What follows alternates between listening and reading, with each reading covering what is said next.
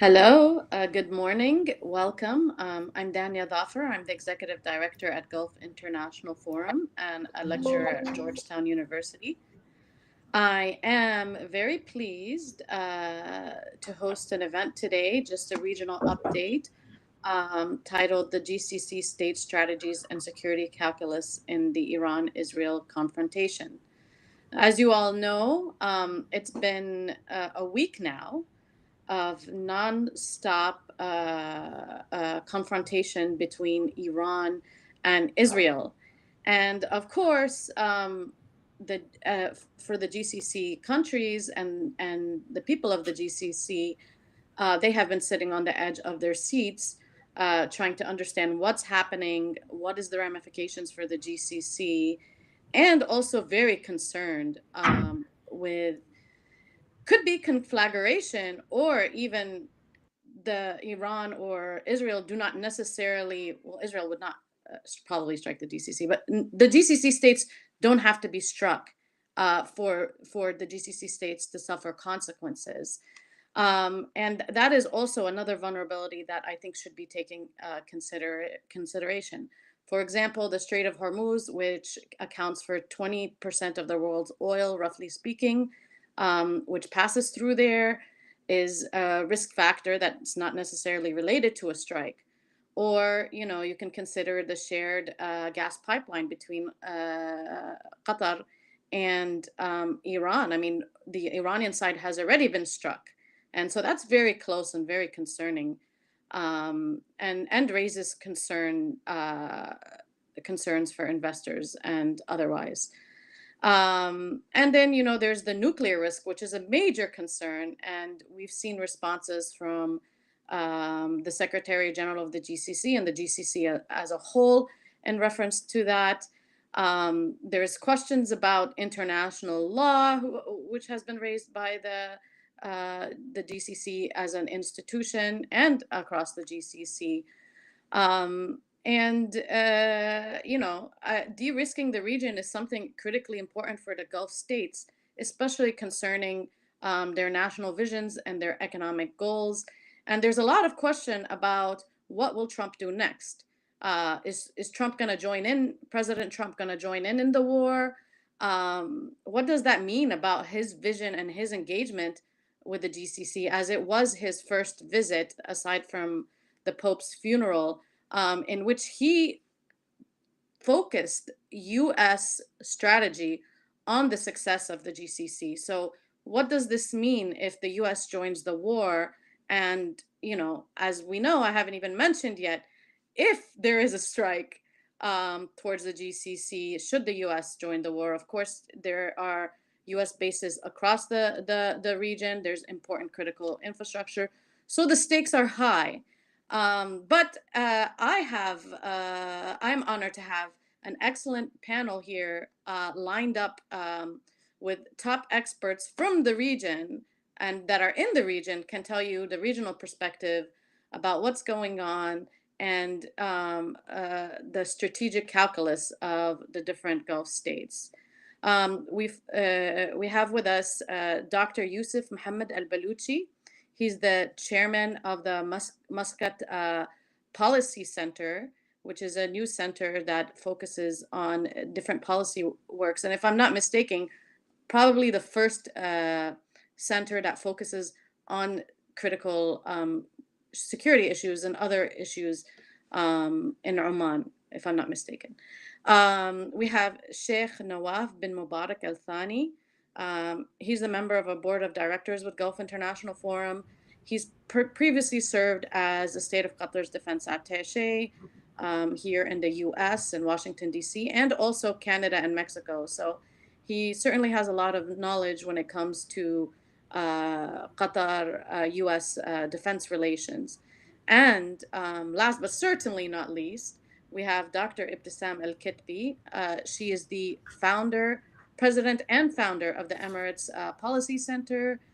She's also a professor of political science at the United Arab Emirates University, and she's one of the well-known scholars from the UAE on foreign policy issues and security issues in the Gulf. Without further ado, I will go ahead and start with Dr. Yousuf al Baluchi. If you could tell us a little bit how the Iran Israel confrontation is being interpreted in Muscat, what are the perceived risks for Oman, and what role can Muscat play as a mediator? So very good afternoon or good morning, depend where you are, and really thank you, Dania, for this invitation, and thank you for this very timely discussion, which we're gonna take for the coming 1 hour. I mean, I would like to start that in the first 7 days, to Muscat, it was a really very shocking moment last Friday when we saw the uh, diplomatic lines, the diplomatic efforts were really collapsing. And the confrontation went to a militant level, from Israel, and then with the retaliation and response from Iran. I mean, we are very much aware about several, 2 or 3 layers of confrontation, and which are coming to the risk.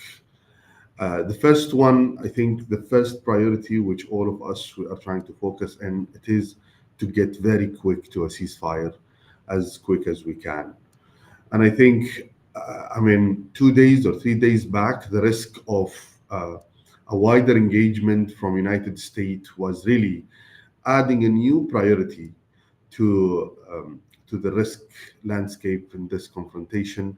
That first of all, we need to make sure that there is no any engagement, out of the current bilateral confrontation which is going on, and making sure that no any other party will be engaged, especially in the offensive line. So the first priority now it became making sure that there is, neutralizing all any contribution in the offensive side, and keeping it bilateral confrontation as much as it's needed, and then really pushing for high, for a real political pressure to go back to a ceasefire, to allow the diplomacy to take play. I think, I mean, I mean, these are the actions which are Oman is really trying to take very, vividly, and they are very desperate to get an entrance or get good success in any of these tracks. I think it was very noticeable here in the region that there were a very collective common view started from the GCC, going as well to all Arab countries, that the position are very much aligned, that this aggression and this war should really stop, and allowing the diplomacy to go back, to the play, and considering that the deal or negotiation were in a good level and a good shape, to allow maybe some sort of a deal was about to be concluded, either as a framework level or a more detailed level. So I think, so far the unpredictability which we are seeing in the current confrontation, that's adding a new factor to all of us to know how to prioritize our priorities, in which fight really to start dealing with, and that's itself. It's taking our focus away sometimes from a most important thing, which is exactly in this type of situation and devastation as well. There are human lives which are falling down across the board. So I think what we see here, as I said, that keep it bilateral, make sure to go to the ceasefire, push as much as diplomatic effort we can. The good thing that we got to a good alignment regionally, and now today we were seeing that there are more effort to get a wider alignment in the pressure to the ceasefire. I mean, I think from Oman's side today, we're having calls with China and Russia together. I think after that, we are seeing as well some more pressure we are trying to build, especially, upon the expected Security Council meeting tomorrow, and try to get something out of it which can really help and push to get these priority in line and allow the diplomacy to come back. We are as well, I think started the day with a good news of E3 meeting to Iran in Geneva, and I think that's very, very important meeting at the foreign minister level, which we think that might be as well another attempt. Maybe it can get the situation to be de-escalated in a short span of time. Thank you very much. Yes, Oman plays an important role in de-escalation, and I've even read reports, and I'm not sure it's not in many news sources, that Oman has proposed ceasefire proposals to to the parties, but I it hasn't been very clear about where that's going. So very interesting. Um, okay, Sheikh Nawaf, uh, the the microphone is yours. Well, first of all, thank you, Dr. Dania and the GIF for convening this important panel, I think, at this vital time. Right now, we look at the situation in the Middle East. It is, the least you can say, it is volatile. It is extremely dangerous for the security of the whole region, but also economically and even asymmetrically from a security perspective, the whole world. I think the GCC today is in full cooperation to make sure that things are within the parameters when it comes to the security of the Gulf, freedom of navigation, economic security, and to be sure and to be honest, everything is going to plan and nothing has been affected severely to this point. However, the biggest thought that occupies the thinking process, the biggest idea that occupies the thought process of many in the GCC, I would say, is the human toll across the board, as the good doctor just mentioned a minute ago, about what's going to happen, what has happened, and what's going to happen in the future.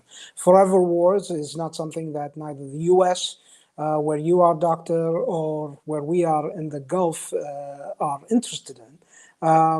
These never end the way that the countries taking part in these wars assume they would end. There are many, instances and examples in history. I mean, I don't have to mention them.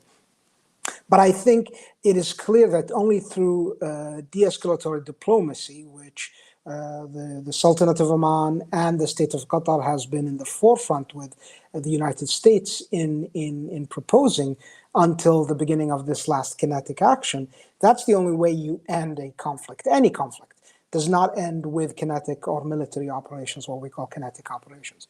And so this will not go anywhere that the Israelis may believe it will be going to when they started this operation a week ago, unless there is a negotiated settlement. I believe that Washington understands that, the GCC understands that, and I think now we need all parties to understand that and move forward. The death and destruction that will cover all sides. I mean, yes, it is tipped, unfortunately, imbalanced in an imbalanced way towards more death and destruction in Iran is heartbreaking. And I don't think anyone wants that anywhere in the world. And there is that potential. We're not there yet, and God willing, we don't get there. But there is that potential to disturb the global economic structure. There is that potential that this may have an asymmetric effect beyond the Middle East, where security is affected, where European nations, the United States, are drawn into a conflict that they may not want to be in, and we've seen how that plays. That develops in the past. It just goes on for years and years. It's like the saying about how do you get into bankruptcy. It's the same way you get into a war, gradually and then suddenly. It is not a decision made. It is a situation where you find yourself in. And I think we have the history of the region and the history of Western powers in the region, enough of a test bed to actually understand that this does not go usually where people think it may go. And unfortunately, it is going down the wrong path already, and it only could get worse. Negotiations is the only way out. There is that visceral, emotional kind of gratitude by different parties in a war, any war, to destroy the enemy, whatever the enemy means. And I can't define that, to be honest. But if the Israelis believe that destroying Iran will bring any type of quote unquote justice, that's not going to happen. I think the Iranian people deserve better. I think that regime change by force is not only illegal under international law, but brings instability. But then again, we have the Israelis not under, we really don't understand what their end state is. At one point is degrading, the nuclear capabilities. That quickly changed to, decapitation of command structure to protect Israel. That quickly changed into degrading missile capability. And finally, we found ourselves a few days ago, regime change, only to change today. Today, the Prime Minister of Israel kind of walked that a bit back and said, well, our goal is not regime change, specifically, but if that happens, well, it's not going to happen that way. And it shouldn't happen that way. And it shouldn't be moved towards that, because instability breeds more instability. And if any party, whether immediate or distant to this conflict, believes that they may be unscathed, they'll be terribly mistaken. And all we have to do is to go back in history. So I think, besides cooler heads, I think the GCC and the United States should push for de-escalatory diplomacy and negotiations now. Thank you, Sheikh Nawaf. You raised an interesting point about the ramification beyond the GCC. I know this panel is about the GCC, but the stakes are high also for Western nations, not only in terms of militarily speaking, but economically speaking. The fact that if the Strait of Hormuz in any instance was closed, what does it mean for the global economy and inflation, which is already a struggle even here? And I will say that Trump's main point for economic success here in the US is that the gas prices are low. And he talked about grocery prices as well. But gas prices are extremely important. And even if the US isn't highly dependent on GCC fossil fuels, the US is highly dependent on risk factors and supply and demand and price factors for gas prices here. And Europe is in an extremely difficult situation, especially with the Ukraine war going on when it comes to access to fossil fuels that they need. So the economic ramifications is real, and it's a major consideration. Okay, and we are so happy to welcome Dr. Ebtesam Al-Ketbi. Dr. Ebtesam, the UAE has relations with all parties, the Israelis, the Iranians, the Americans. Let's say out of one of the more active GCC states, it'd be very interesting to learn a little bit from the UAE perspective about the ongoing confrontation between Iran and Israel, and perhaps, what is in the UAE playbook in terms of maybe trying to de-escalate or addressing the current issue as it is. Thank you, Dr. Dania, for having me and my distinguished colleague. Well, let me start first assessing the situation. So, the current confrontation makes the most extensive escalation in the history of the Israeli Iranian conflict. data on the Israeli-Iranian confrontation so far shown that Israel has been able to deliver a major blow to Iranian military and nuclear infrastructure, relying on a combination of technological and intelligence superiority. But, however, this does not mean that its military strategy against Iran has achieved complete success. The other issue is over the past few days, Iran has been able to absorb the initial Israeli shock, and Iranian response have begun to appear more balanced. However, it has begun to appear, it has become clear that Iran military doctrine, based on the principles of asymmetric warfare, suffers from the major flaw in this confrontation with Israel.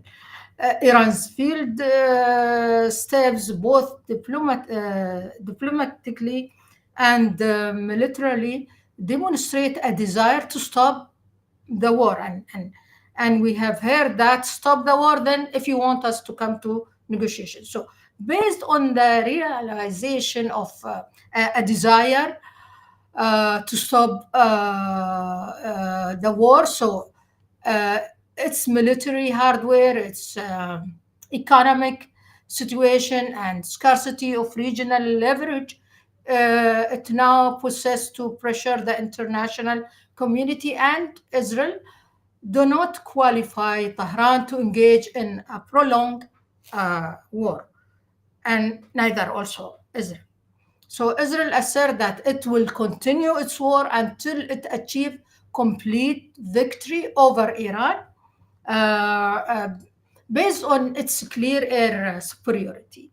Meanwhile, Iran is counting on the support of some allies to achieve victory. But, however, scenarios for ending escalation on the ground appear more likely so far, and only U.S. can end this war either by bringing Iran to negotiation or by stopping Israel from continue its way. But let me share with you my view on three scenarios might will happen. The first scenario involves the complete military destruction of Iran's nuclear program. This scenario involves Israel continuing its war and the US joining the war, either by striking the Fort Field nuclear facilities Fordo or by launching a comprehensive attack on Iran. This scenario includes the possibility of overthrowing Iranian regime. The second scenario is the peaceful dismantling of nuclear program. This scenario stems from Iran's submission to Israeli military operation and its fear of American intervention, which could lead to downfall of the regime. It's also a response to offers to return to the negotiation table to end the war, and this means accepting the American proposal to halt the enrichment cycle and eliminate the quantities of uranium enriched above the peaceful limit. The third scenario, that which is also its worst case scenario, this one and the first one for the GCC, that Iran rebuilding its nuclear program. This scenario assumes that the Iranian regime will be able to withstand an Israeli or even American attack, and will be able to expanding the confrontation regionally, including the GCC, potentially leading the United States to halt the war. The United States will then respond to the Israeli attack by restoring its nuclear capabilities and accelerating its path to nuclear bomb, and with the implication of continuing isolation and sanction. Where does UAE stand? I would say UAE, like all GCC, they don't want war. None of us wants this war, and none of us initiate this. UAE condemning that attack on Iran. We have what will stem of that. It will be a chaos situation for us all. We have the security threats when we are talking about missile and drone attacks. It depends. If United States engage in this war, we are the first vulnerable for the Iranian retaliation. Always Iranian retaliation was against the Gulf because US is 8,000 miles away from Iran. But what I'm seeing today, the violence retaliation from both sides, it might bring US beside Israel. I don't know, their plan it will be surgical operation going to attack Fordo. This will lead the collapse of regime. Collapse of regime also a worst case scenario for the Gulfies. It means it's Panadora box, like what happened in Iraq. Fragmentation. You don't know what will happen. We will suffer a lot from that scenario.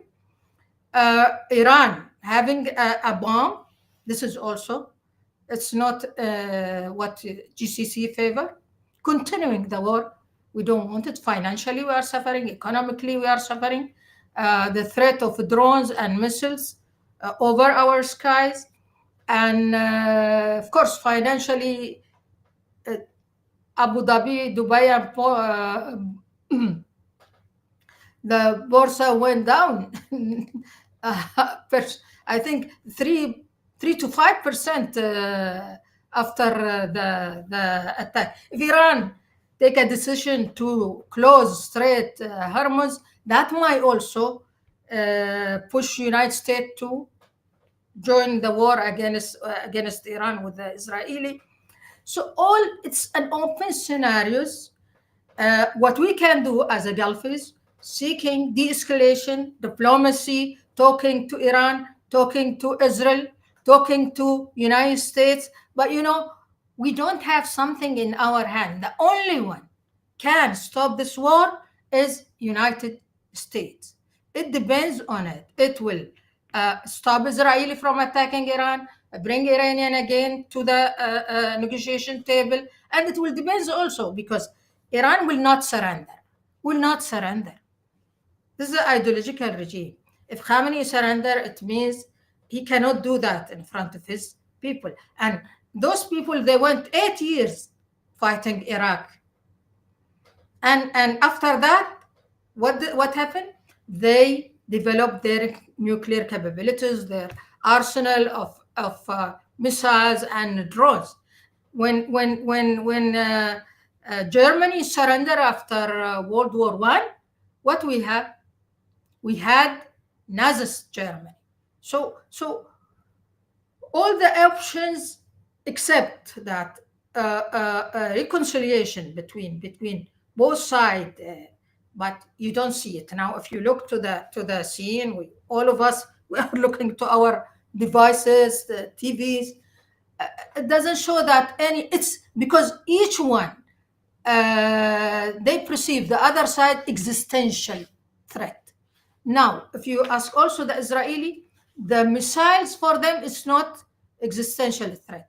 The nuclear capabilities of Iran for them is existential threat. How long it will take? It will depend on the Israeli and the Iranian. Thank you, Dr. Ebtesam, for outlining these different scenarios, and none of them sound very optimistic. Hopefully, the only route, it seems, as Dr. Yousuf mentioned, that through and also Sheikh Nawaf mentioned, is through de-escalative measures, and I think you were also mentioning as well. And so we hope that will be the path. So questions that arise is, let's talk a little bit about what is the nuclear risk in terms of, let's say if Bushehr was struck. And the reason why I asked this is I just saw in the news that Israel actually said it was on its list to strike it, but then changed later on and said that no, that was just a mistake. So that's quite interesting and does raise the risk factor for the Gulf states. Could you elaborate on the perspective from your countries on what you think the risk factor is and how much of a consideration that is? Do you want me to call on someone, or would anyone like to just join in? Well, Dania, of course, we are 8 kilometers from Iran. Bushehr is next to Kuwait and us. But maybe the most dangerous one is Fordo, where is the enrichment happened.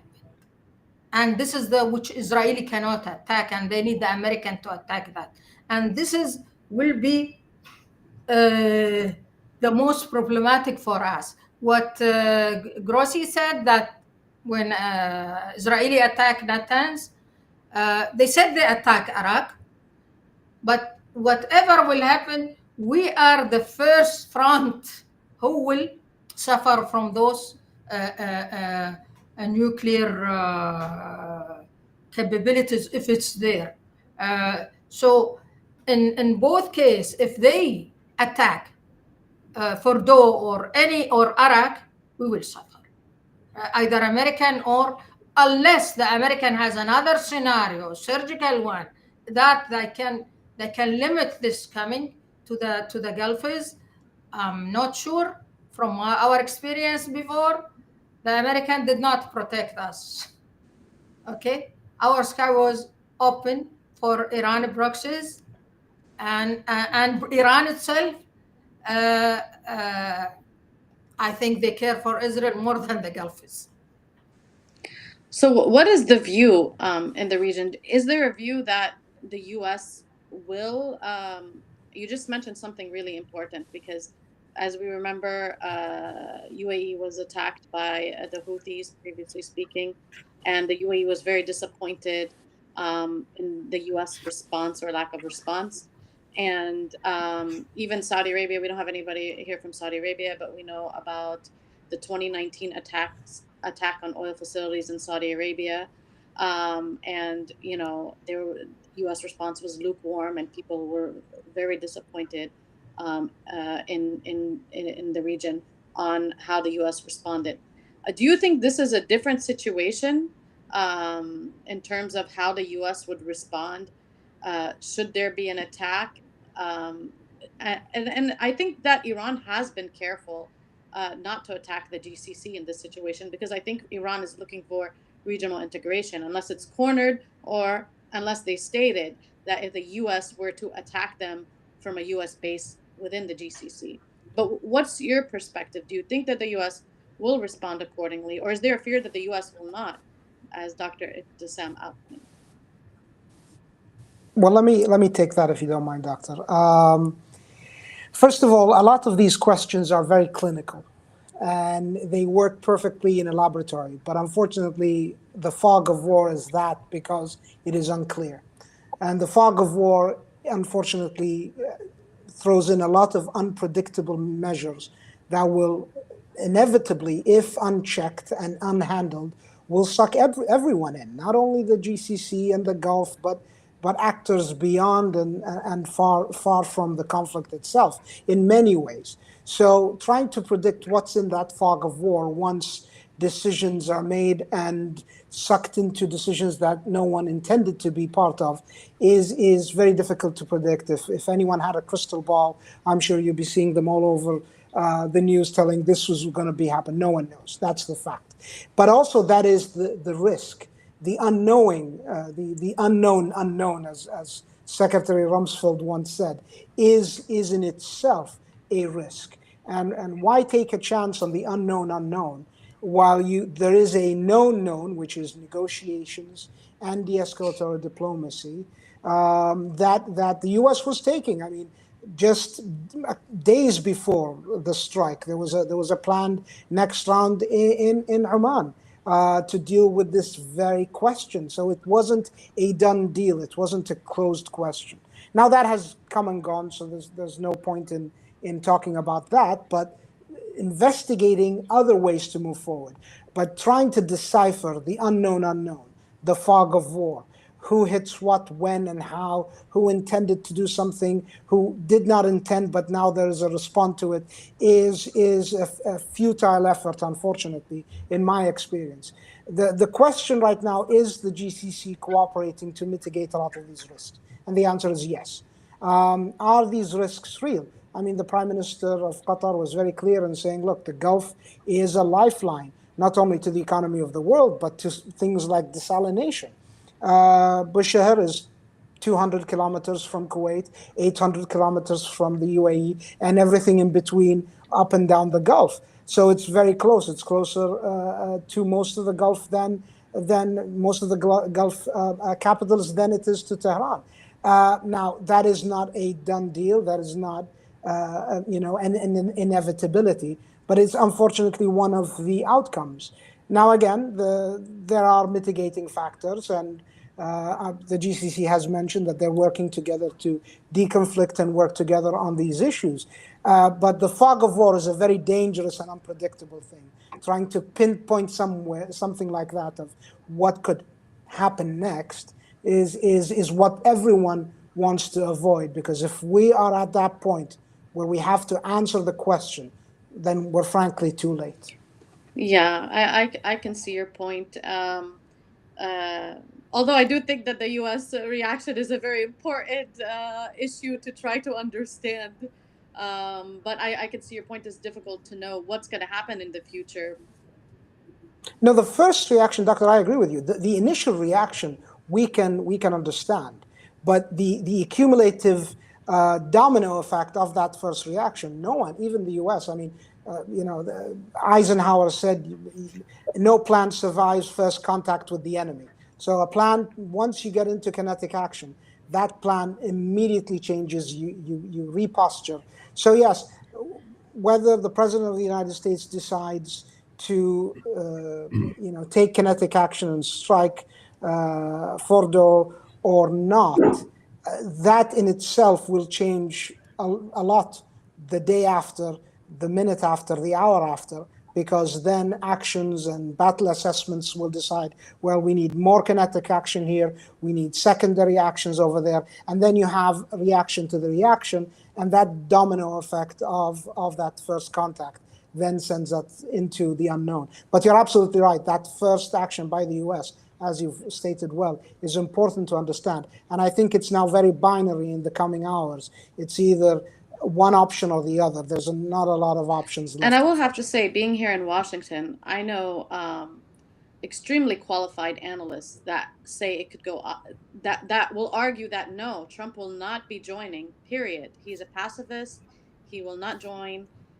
He just wants to go to the negotiating table. And I do think that's his preference. But there's others that are saying, no, it's in a matter of hours or days, Trump is going to join in. And so that it could be either. Yeah, I agree. So it is. There's a lot of considerations, and I think that changes the complete equation once that happens, as you mentioned.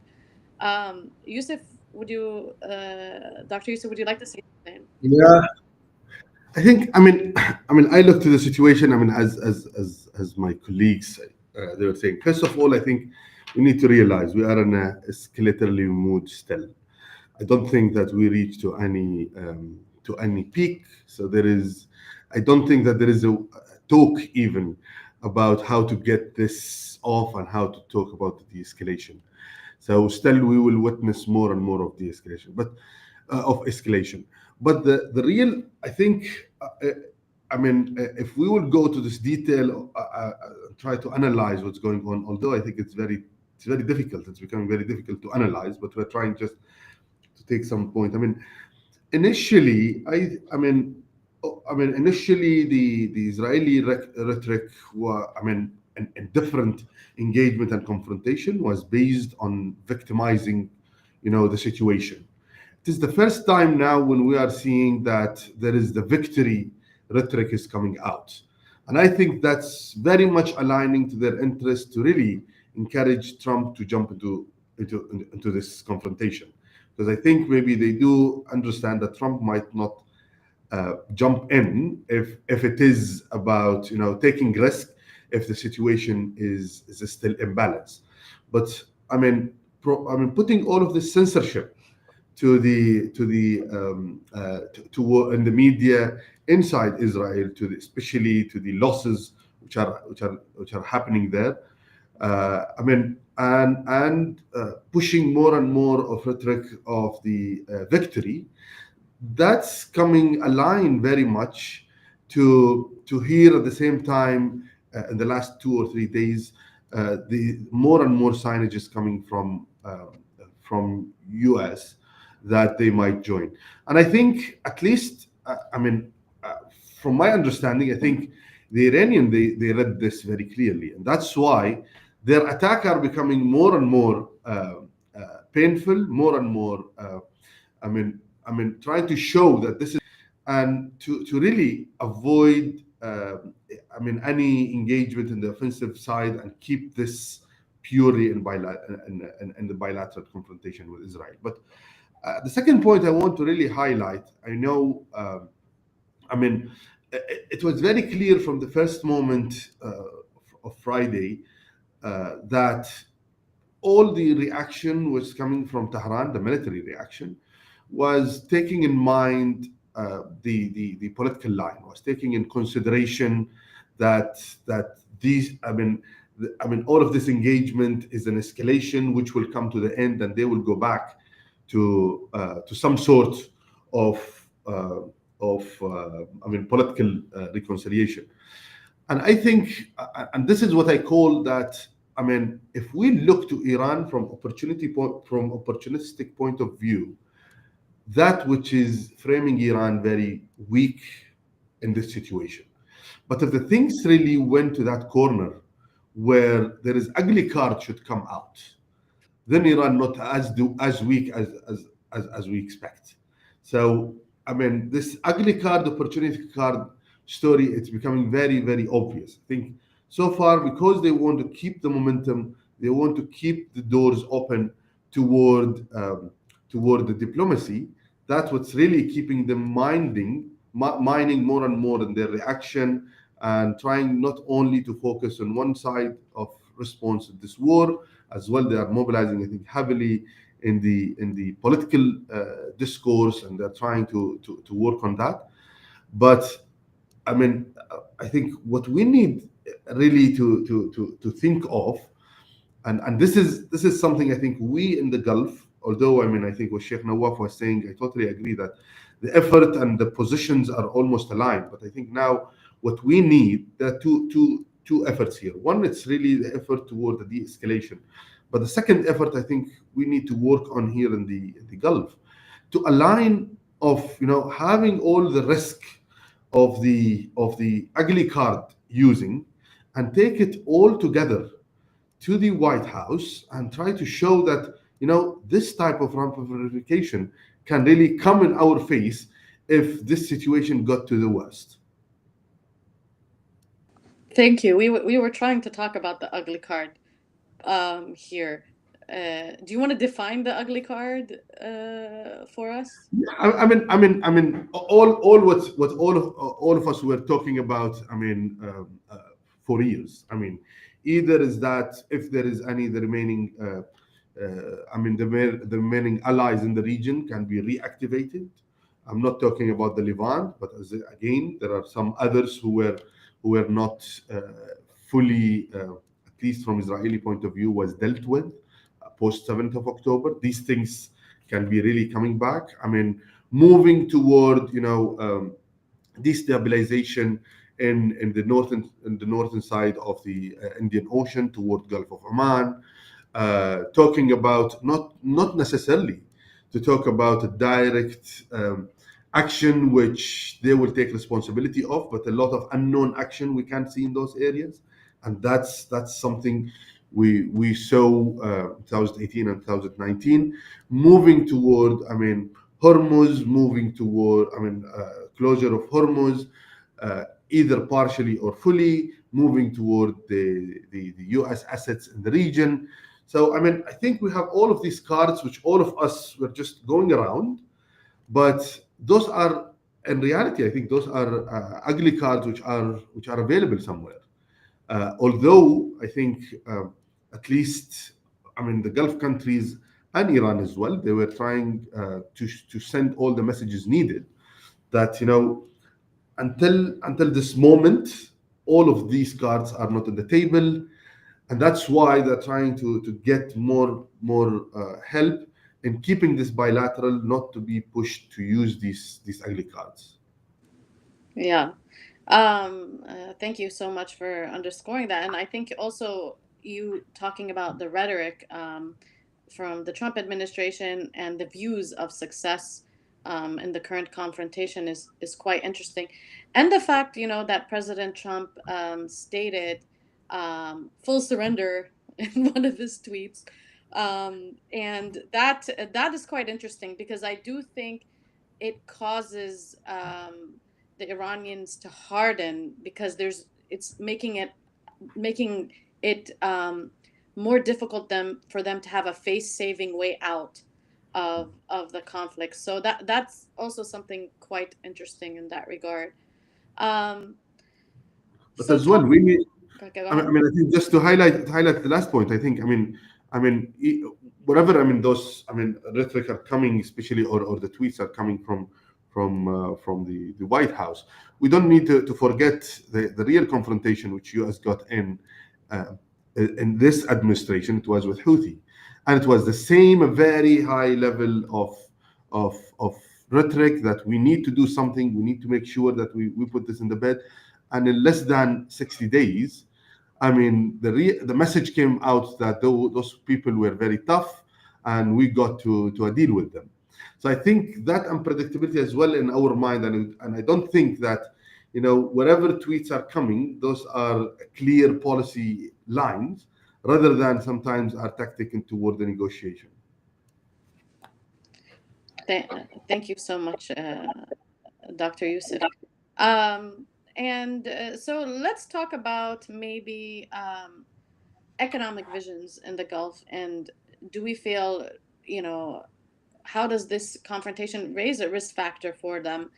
The President Trump recently visited the Gulf states in May, and he made all kinds of economic deals, and deals not only for investment in the U.S., but also for U.S. companies to set up, let's say, important data centers for AI throughout the Gulf. How does this confrontation raise the risk factor for these kind of developments? Because I think that this is one of President Trump's successful takeaways for his Middle East policy. And what does this confrontation mean in terms of that?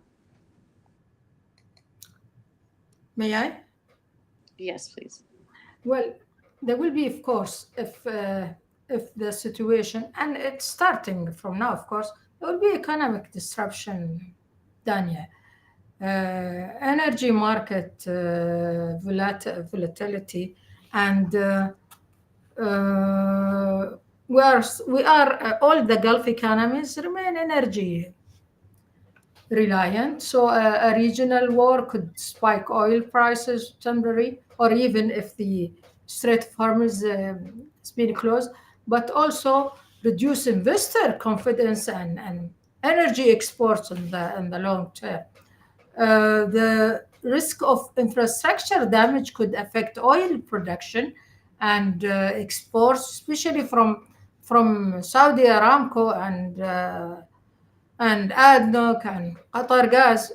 Also, the capital flight and investor caution markets in Dubai and Doha and Riyadh are vulnerable to panic selling and capital outflows if regional escalation becomes protected. So insurance premium, and we saw how insurance went so high. The companies raised their prices for maritime shipping and air travel may spike also, impacting trade and tourism revenues. I would say its total case will be for us. It's not only economically, from security, geopolitical balancing dilemmas, which I mean it needs from all of us Gulfists this time, uh, because the spillover would stress test the strategic balancing acts and resilience framework that GCC states have built, uh, particularly their multi-vector diplomacy and critical infrastructure protection, proactive diplomacy, contingency planning, and coordinated regional defense are essential to mitigate this risk. Uh, no one of GCC can bring the escalation by one of them. If they work all together, because we are facing all of us same situation, no one of us will be safe from that. We have to coordinate our actions. Each one of them has a card, okay, to work in, either with Iran, either with US, either with Israel. But my sense that if the Iranian is going to die, I mean, if the US is going to strike against them, why they will die alone? Let them, all of the neighborhood die with us. They will make it not easy for everybody. This is, and they will not surrender. They will not surrender. Trump, he is putting his pressure, with all respect to what Yousuf said, but situation is different than Houthi. It's totally different. Now, Israel in the war with Iran, the nuclear capabilities, which Trump was insisting that zero enrichment, either Libyan model, either Emirati model. And the Iranian made it so difficult for them, they did not accept anyone. And they thought that they can take Trump administration from round to round to round until that turn is finished.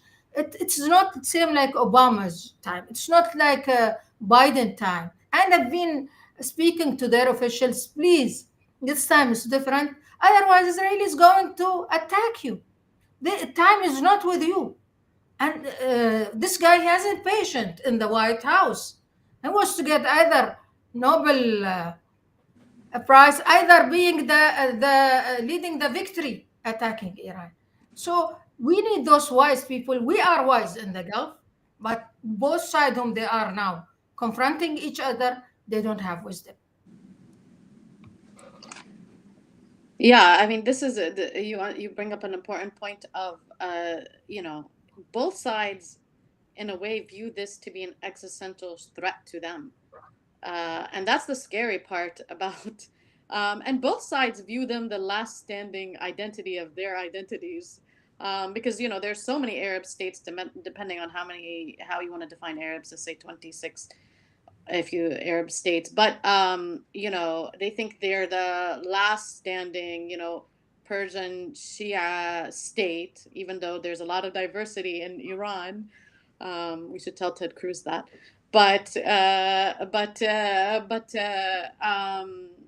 So there's so both of them, and Israel always defines itself as the Israeli state and as the Jewish state that needs to survive. So there's this mentality between them two. Although Israel is the one that struck Iran first of all, but I think they believe if Iran had any sort of nuclear bomb, that would be existential to Israel, and it's a long story. I mean, I could go on and on about what both parties think of each other, but the point I want to make is that it's existential for both parties, and so they're going to throw all cards in, and that I think that's the scary part. I will also mention that I think Westerners tend to make Dania, it is zero sum. It is zero sum. Either exactly. you, either me. Exactly, and that's the scary part of it. And I think that there's a mistake in the West in terms of how maybe the Iranians' negotiation logic is, or like complete surrender is a disaster for the supreme leader and for the revolutionary state, as they call it. And so this could go on for a long time if that's the kind of rhetoric engagement that is going to be used moving forward, which is very concerning for the Gulf states. Um, I I want to ask a provocative question, if my questions have not been provocative thus far. Um, so, let's say one of a scenario happened where there's some sort of the regime change in Iran or something, or Iran is destabilized, which most Iranian scholars or experts about Iran and Iranian scholars have said that they are concerned that Israel is not only just trying to do a regime change, or also address the nuclear issue, but they're arguing that Israel is trying to destabilize Iran to make it something like Iraq, like a not a fully functioning state. And so in that case, which is we don't know how likely that is, which is a concerning situation. What would the regional order look like in terms of Israel being a dominating power in the region? I mean, I know there's Turkey there as well. What would be a scenario from the Gulf states' perspective? And I'll tell you, the $1 million question that happens every day here in Washington is: should the Abraham Accords be expanded? I mean, Netanyahu said that it's going to be expanded if this happens, and I would argue probably not. But what is your perspective on these issues? You can bring up any component of what I brought up, because I think I brought up a lot. Well, Doctor, I'll start off from my end. You mentioned the regional order. I think it will be the regional disorder at this point, if that kind of apocalyptic scenario happens. A destabilized Iran is a destabilized region. And not only the destabilized region, but it goes beyond that, because you're going to have the US more invested in stabilizing an economic zone in this part of the hemisphere that is critical not only for the flow of energy, but also for the price of energy in the market. Because while the US may not be buying primarily, Gulf oil, for instance, or natural gas for that matter, but the global market is one market that just get affected by anything that is destabilizing. And something to that magnitude that you mentioned as a scenario is not going to be just bad for Iran, it's going to be bad for the region and the whole world. But I think, and that also answers the question about the economy. War is bad for the economy of the Gulf, which would be bad for the regional and global economy as well. It will have ramifications. And that is unfortunately that unknown that we talked about a moment ago. It's going down that rabbit hole, not knowing what's on the other end. So yes, the regional disorder will be the order of the day, unfortunately. Thank you, Sheikh Nawaf. Would anybody else like to chime in? It was a big set of questions. Yeah, I think. I mean, if I will jump, I think. At the moment, as we see, just from the Gulf, point of view, I think we are really surrounded with more than 270 degree of conflicts and wars, and of all type of destabilization. I mean, starting from I mean India, Pakistan, going all the way to Yemen, and the remaining, I think, to complete the 360 degree, it's not because there is someone there who decided not to have conflict. It's really because water is there. So I think that's really, I mean, that's really getting us to a very concerning situation where, I don't think this. I mean, thinking of being the only, I mean, safe, secure, six countries really surrounded with all of these conflicts. That's a huge security risk. That's a very huge security risk, and I think, I mean, all of us, I think, we do realize this risk, and more of disorder surrounded by us. I don't see that the security can be compartmentalized. I mean, okay, our economic agenda, we can really work on them. I mean, collaboratively, or no, or sometimes we can really complement each other. But in terms of security, I mean, being really surrounded with all of this anger, I mean, situations, that will have a clear, reactions and to our security here. So I think the threat which Sheikh Nawaf was mentioning about the disorder of the region, that's very, very clear too. I think, I mean, this question who you just talked about, either expansion of Abrahamic Accord or any sort of talk of normalization. I mean, what I'm concerned of that, if today there is a stick and carrot on the table, without having this level of at least, a few regional power, rather than having just a single, or a single regional power, or hegemon, that will get us just in one way. That will get us that we need to normalize by stick only, because there will not be carrots by then. And I think that's a very situation which is challenging as well. I mean, despite how we look to Turkey is there, but as well Turkey is a bit different story. So I see, I mean, the implications are very high, especially toward our security. All the plans, I mean, annexation and all of these plans, which we as Arab were trying to really push back. I mean, after any victory or the surrender which we are talking about, I don't know. I mean, who can really stay and stand by those plans. Thank you, Dr. Yousuf. Um, okay, so let me be less provocative and ask an important question. What is the off ramp for this? And maybe how can the GCC help with that? How can, cool heads prevail, and we actually have de-escalation between all parties. Well, we are trying diplomacy, Dania.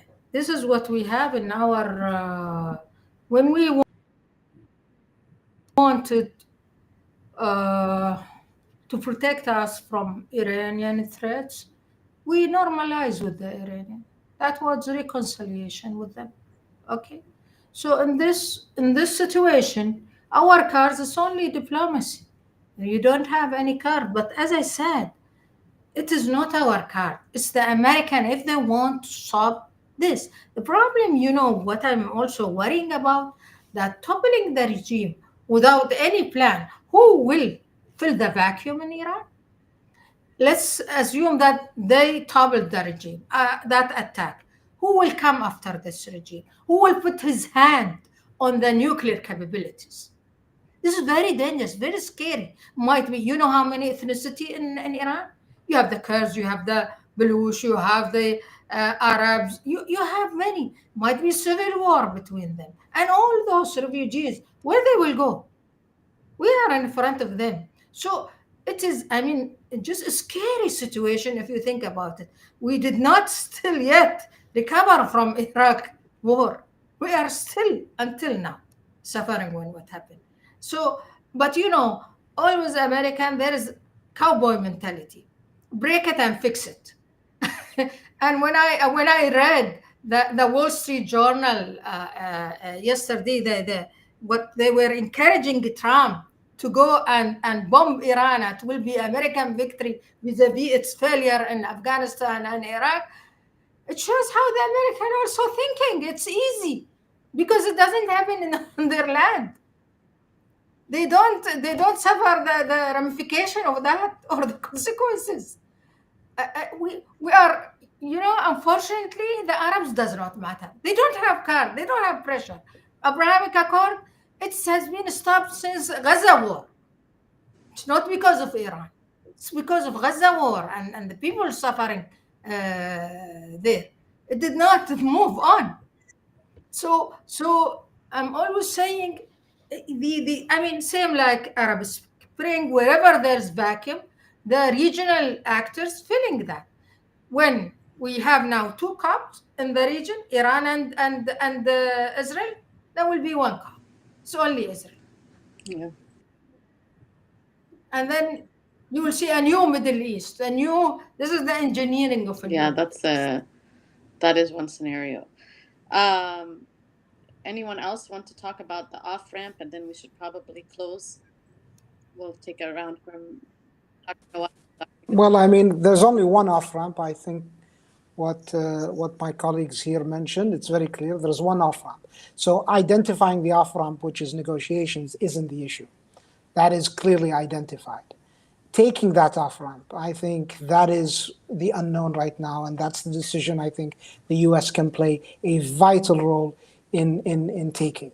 Either go through two negotiations, or unfortunately a widening of the escalation and the death and destruction of innocents in Iran and civilians all over the world will unfortunately be whether through direct kinetic operations or through economic ramifications will suffer. So I think that the off ramp is clear. Taking it, that is the unknown, and unfortunately the time and the clock is ticking and the time is running out. Not to end this on a gloomy, grim perspective, but when talking about war, I don't think there's a lot of levity in it. It's all grim and gloom, unfortunately. Thank you, Sheikh Nawaf. Dr. Yousuf, last set of remarks or points from you, and we're going to go ahead and close. Yeah, I think. I think what Dr. Ebtesam and Sheikh Nawaf was mentioning absolutely. I think. What Dr. Ebtesam was saying absolutely. I think that's the thing where we don't have a leverage. To be honest, let's.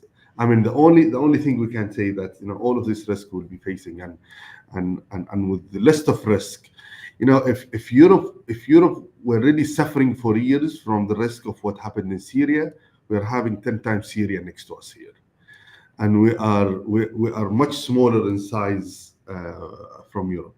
So I think the only way we have, as I said, I think just diplomacy. It's just giving the diplomacy more and more option, and giving but to be honest, the only decision what we are having at the moment, and the only all of the world is waiting for, it's what will come out of the Oval Office.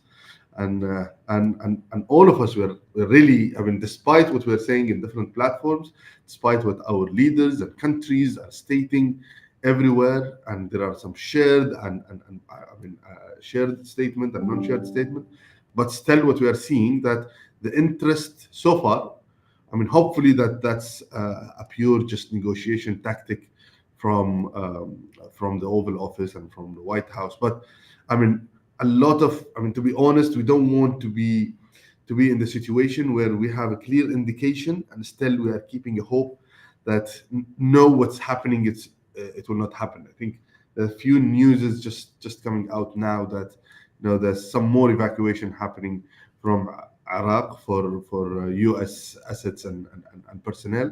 So I think it's ticking. It seems it's almost there. And the only thing I think it's not, there is nothing new and creative we need to put on the table. We need really just to go and allow the diplomacy to kick in. Okay, on that note, let's hope diplomacy prevails. Thank you, everyone, for your time. And I know it was a short notice for you to join us as developments are keep happening. We want to just make sure that our stakeholders are aware of what's going on, what are the risks, and all of that. We had a panel a couple of days ago, mainly focusing on Iran and what are the ramifications of that, because Iran is one of the countries that we cover at our organization. And we will have other programs upcoming on economic ramifications and the U.S. calculus for engagement. Thank you all for joining us. We truly appreciate your time. We look forward to seeing everyone either virtually or in person at our headquarters or even globally, because we do have a lot of global programs. Okay, thank you so much. Take care. Thank you. Thank you, Dan. Thank you.